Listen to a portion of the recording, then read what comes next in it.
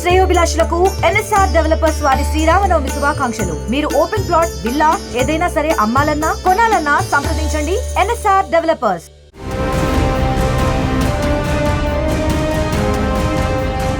Andhra Pradesh liquor scam కేసులో తీగలాగితే డొంక కదులుతోంది.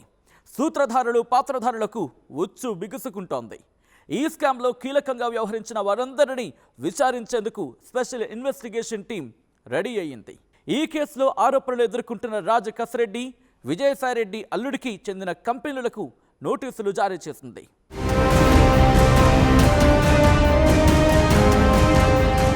ఏపీ లిక్కర్ స్కామ్ కేసులో సిట్ దూకుడు పెంచింది.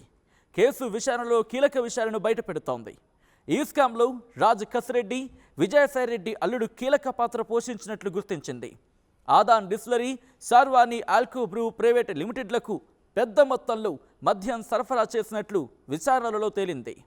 అరవిందో శ్రీనివాస్తో పాటు పలువురు పెద్దలు కలిసి ఈ కథను నడిపించినట్లు నిర్ధారించింది. లిక్కర్ సప్లై కంపెనీల నుంచి లంచాల వసూళ్ల నెట్వర్క్లో వైసీపీకి చెందిన ఓ కీలక నేత కుమారుడు ప్రధాన పాత్ర పోషించారని సిట్ విచారణలో తేలింది.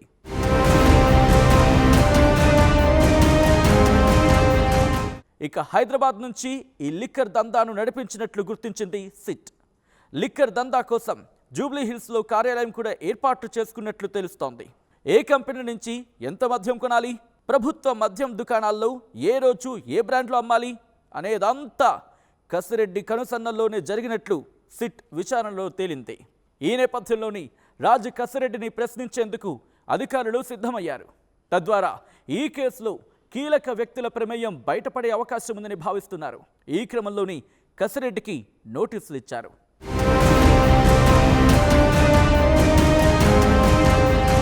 మార్చి 25 జూబ్లీ హిల్స్లోని రాజ్ కసిరెడ్డి నివాసానికి నోటీసులు ఇవ్వడానికి వెళ్లారు సిట్ అధికారులు. అయితే కసిరెడ్డి అందుబాటులో లేకపోవడంతో ఆయన తల్లికి నోటీసులు ఇచ్చారు. మార్చి 28న విజయవాడలోని సిట్ కార్యాలయంలో విచారణకు హాజరవ్వాలని చెప్పారు. కానీ సిట్ నోటీసులకు కసిరెడ్డి స్పందించలేదు.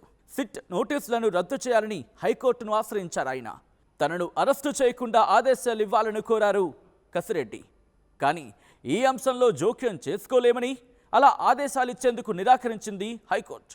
దీంతో ఏప్రిల్ 9న విచారణకు హాజరు కావాలంటూ కసిరెడ్డికి మరోసారి నోటీసులు ఇచ్చింది సిట్.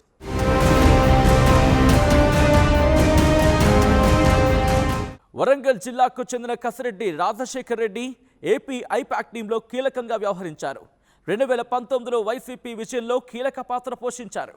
దీంతో అప్పటి నుంచి వైఎస్ జగన్కు కసిరెడ్డి అత్యంత ఆప్తుడిగా మారారు. ఈ క్రమంలోని రాజ్ కసిరెడ్డికి ఐటీ సలహాదారు పదవిని కట్టబెట్టింది గత వైసీపీ ప్రభుత్వం. దీంతో పాటు వాలంటీర్లు ఇంటింటికి వెళ్లి సేకరించే సమాచారాన్ని ప్రాసెస్ చేసే కంపెనీ కూడా ఉంది. ఈ క్రమంలోని ఏపీ లిక్కర్ స్కామ్ కేసులో కసిరెడ్డి కీలకమని సిట్ భావించింది.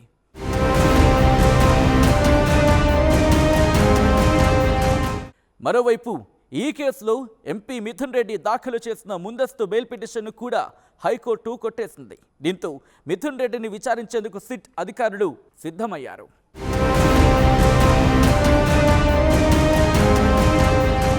ఇక ఈ కేసులో సిఐడి, సిట్ అధికారులు సైలెంట్గా వారి పని వారు చేసుకుంటూ పోతున్నారని ప్రభుత్వ వర్గాలు చెబుతున్నాయి. త్వరలోనే ఈ స్కామ్లో ఉన్న మరికొందరి గుట్టు రట్టవుతుందని చర్చ కూడా జోరందుకుంది.